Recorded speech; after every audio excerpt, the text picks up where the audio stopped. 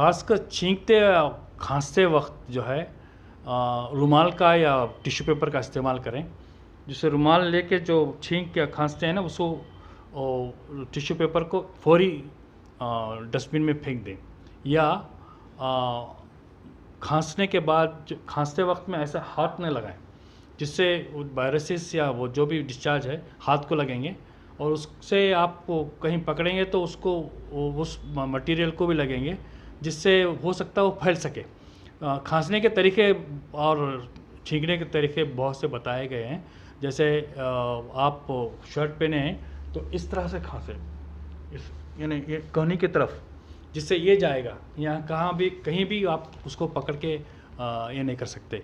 सो ये एक तरीका है छींकने का या खांसने का, जिसको आप जो खांसने वाले हैं बाद में भी, अभी जैसा ये कोरोना वायरस है इसकी वजह से नहीं, बाद में भी जो है ये तरीका इस्तेमाल करेंगे तो शायद सर्दी खांसी जो फैलती है, घर में रहते हैं बहुत से बच्चों को या खांसी हो जाती है तो एक को हुई, दूसरे ख़ानदान में दूसरों को भी लगी। तो इस तरीके से अगर खांचे तो मेरे ख्याल से शायद ये वायरस या खांसी भी नहीं ट्रांसमिट हो सकती है। अस्सलाम वालेकुम, इत्तेहाद न्यूज़ में आपका खैर मकदम है। कोरोना वायरस तकरीबन 100 मुल्कों से ज़्यादा मुल्कों में फैल चुका है। तकरीबन 1 लाख लोग कोरोना वायरस से इफेक्टेड हैं और चाइना में 3000 लोगों की मौत हो चुकी है। अब ये भारत में भी दस्तक दे चुका है। हमारे साथ है डॉक्टर बीजापुर सर, उनसे बातचीत करेंगे और उनसे पूछेंगे कोरोना वायरस का क्या इलाज है और उससे रोकथाम कैसे कर सकते हैं। कोरोना वायरस एक इन्फ्लुएंजा जैसी एक वायरस है जो आम जुकाम खांसी जैसा होता है, वैसा ही एक वायरस है। इसको नए से चाइना में आई है, जहाँ पे वुहान एक शहर है, हुबी प्रोविंस का चाइना में, वहाँ से ये निकली है। तो ये जूनोटिक वायरस है, जहाँ एनिमल से आती है और इंसानों में फैल गया है। अब इंसानों में इसका थ्रोट इन्फेक्शन, नोज़ इन्फेक्शन वहाँ से होते हुए लंग इन्फेक्शन होके इसको कॉम्प्लिकेशन होने पे ये ज़्यादा ख़तरनाक हो सकते हैं। वरना 80% माइल्ड केसेस हैं। जैसे कि स्टैटिस्टिक्स बताया गया है कि 80% जो है माइल्ड केसेस हैं, critical cases only 4.5 cases, severe है जो 14% है, डेथ रेट है यानी मॉर्टेलिटी जिसको बोलते हैं वो सिर्फ 3.4% है। इससे वैसे खौफ नहीं खाना चाहिए, लेकिन जैसा ये फैली हुई है, जैसे ड्रॉपलेट इन्फेक्शन से जिसको खांसने से आती है, इंसान को जल्द कैच कर सकते हैं, इस बीमारी को जल्द कैच कर सकते हैं। इसको इस वजह से ये ज़रा ख़तरनाक हो गई है। वरना वैसे इसको प्रिकॉशन लेंगे तो इंशाल्लाह ये बीमारी नहीं आ सकती। 30 जनवरी 2020 को WHO ने इसको public health emergency of international concern करके करार दिया, क्योंकि ये बीमारी चाइना के बावजूद दूसरे मुल्कों में फैल चुकी है। जैसा कि उन्होंने कहा कि 100 से ज़्यादा मुल्कों में आज तक ये बीमारी फैल चुकी है। इसके असरात यानी इसके सिम्टम्स क्या हैं? ये तो मामूली जैसी बुखार, खांसी और ज़ुकाम जैसे होते हैं।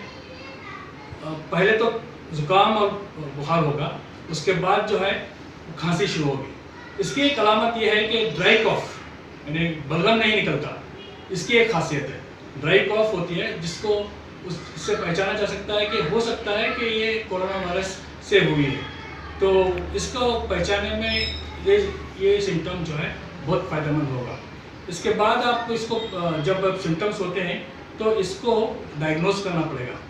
डायग्नोस कैसा करेंगे? इसको जो है थ्रोट स्वैब लेंगे या नेज़ल स्वैब लेंगे या ब्रोंकियल वॉशिंग से लेके इसको लैब को भेजेंगे, जहाँ पे वायरल ग्रोथ होगा, वो पॉजिटिव आएगा तो उसको ट्रीटमेंट देना पड़ेगा। जैसे ही सस्पेक्टेड केस आया, उसको क्लिनिकल सिम्टम्स हाई है नहीं देख के लैबोरेटरी टेस्ट करना पड़ेगा। अगर वो सैंपल नेगेटिव आया तो उसको 14 डेज मॉनिटर करेंगे और छोड़ देंगे। बाकी कंफर्म केसेस हैं तो पॉजिटिव आया तो उसको जो है क्वारंटाइन करना पड़ेगा, उसको अलग आइसोलेशन में रखना पड़ेगा पेशेंट्स को, और वहाँ पे ट्रीट करना पड़ेगा। जब डिस्चार्ज होता है पेशेंट तब वो कोरोना वायरस का जो है टेस्ट करना पड़ेगा कंसेक्यूटिव 24 आवर्स में 2 सैंपल्स नेगेटिव होना चाहिए, तभी उसको डिस्चार्ज किया जाएगा। तो ये कोरोना वायरस टेस्ट करने की एक खास मशीन है क्या, ये इसके बारे में हमें बताइए। नहीं, इसको सिम्टम्स की वजह से ही, जैसे अब कोरोना वायरस वुहान में आया था, वहाँ से जो लोग आए उनके लिए सस्पेक्टेड रखेंगे, उनको टेस्ट करेंगे। अगर उनके थ्रोट स्वैब लेंगे, जैसा रूटीन लेते हैं, सो उसको वायरोलॉजी डायग्नोस्टिक सेंटर्स हैं, जैसे कर्नाटक में शायद विक्टोरिया में है, आजकल हासन में खोला गया है, 4 सेंटर्स हैं कर्नाटक में, वहाँ पे भेजना पड़ेगा उसको। जो है वो वायरस ग्रो करना पड़ेगा, वायरस ग्रो हुआ तो जो है वो पॉजिटिव होगा। अभी इन्फेक्टेड पर्सन्स को पूरी तरह ठीक करने के लिए कितना अर्सा लग सकता है? ये बीमारी जो है 14 डेज 2 to 14 डेज रहेगी। इस दौरान जो है उस पर्सन को एक आइसोलेटेड वार्ड में रखना पड़ेगा, उसको सिम्टोमेटिक ट्रीटमेंट देना पड़ेगा। वो जैसा उसके सिम्टम्स होंगे, वो जितने सीवियरिटी होगी, माइल्ड होगा तो बस उसको आइसोलेशन करो और उसको देखते रहो, फॉलो करते रहो। अगर सीवियर है तो हॉस्पिटल में एडमिट करके उसको ट्रीटमेंट देना पड़ेगा। हो सकता है उसके लंग्स कॉम्प्लिकेशन हो के लंग्स में निमोनिया हो जाए तो उसको वेंटिलेटर डालना पड़ेगा। हो सकता है इसकी वजह से सेप्टिसिमिया हो जाए। ये सीवियर केसेस में, ये सीवियर केसेस ओनली जो एज 70 के ऊपर है उनमें आती है। सीवियरिटी देखा गया है, बहुत से केसेस जो है सीवियरिटी 70 ईयर्स के ऊपर जो होते हैं उनमें आती है, और डेथ भी उनमें ज़्यादा हुई है, यंगस्टर्स में नहीं हुई। ये बीमारी ना फैले इसके लिए क्या क्या रोकथाम कर सकते हैं? मैंने जैसा पहले कहा, ये वायरस जो है जूनोटिक है, यानी एनिमल टू एनिमल होता है। बाई चांस ह्यूमन बींग्स में आता है तो ये ह्यूमन बींग में आया है, आदमी में आया है, तो उसके वजह से ये फैला हुआ है। तो गोश्त वगैरह खाने से शायद नहीं हो, लेकिन इसको अच्छी तरह से उबाल के अच्छे से कुक करके खाएं तो इंशाल्लाह कुछ भी नहीं होगा, क्योंकि ये वायरस हीट रेजिस्टेंट नहीं है, हीट सेंसिटिव है। 35 डिग्री के ऊपर अगर उसको ये थोड़े वक्त तक बॉयल करें तो इंशाल्लाह वो मर जाएगा। जैसे दूसरी चीज़ें जैसे प्रिकॉशन बोल रहे हैं, वायरस जो है ड्रॉपलेट से आता है, ड्रॉपलेट यानी खांसने से। तो जो एक इंसान जो है उसको जो कॉफ वगैरह हुआ है उससे आप दूर रहें। स्पेशली ये आजकल तो हर जगह common cold, upper respiratory tract infection सभी होता ही है। तो इनसे मेरी गुजारिश है कि वो अगर यहीं के हैं तो शायद ज़्यादा वो खतरनाक नहीं है। जो लोग बाहर से आए जहाँ पे ये वायरस पाया गया है, जैसे चाइना है, ईरान है, इटली है, जहाँ अब आजकल इंडिया में भी आज शायद 40 केसेस के ऊपर हो गए हैं। तो वहाँ से जो कांटेक्ट हैं उनसे अगर है तो वो दूर ही रहे। जैसे वो मास्क पहने, मास्क ऑर्डिनरी मास्क में चलेगा, N95 जो मेडिकल ये हैं वो भी पहन सकते हैं। ये वायरस थिक वायरस है, तो मास्क से अंदर नहीं जा सकता। दूसरी प्रिकॉशन है hand wash. Hand wash is very necessary. अगर लोग से कॉफ करके कहीं लगता है तो आप उसको टच करते हैं, पेशेंट टच करते हैं या कहीं आर्टिकल्स टच करते हैं या पेशेंट टच करते हैं, स्पेशली डॉक्टर्स को वो हैंड वॉश करें।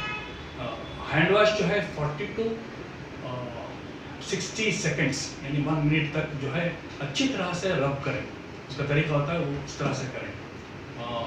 दूसरा जो है सैनिटाइजर यूज़ कर सकते हैं, जैसे 70% अल्कोहल सैनिटाइजर में होता है, उसको लेके 20 to 30 सेकेंड्स आप रब करें हैंड्स को, शायद वो वायरस चले जाए। एक दूसरा मास्क, मैंने बताया mask first, then sanitisers, and distance रखें। कभी भी 1 मीटर की कम से कम डिस्टेंस रखें। जहाँ पे आप कोई ऐसा मरीज़ है जो खांस रहा है तो यूजुअली इससे रखने से भी कॉमन कोल्ड भी चले जाएगा, तो दूर रहें।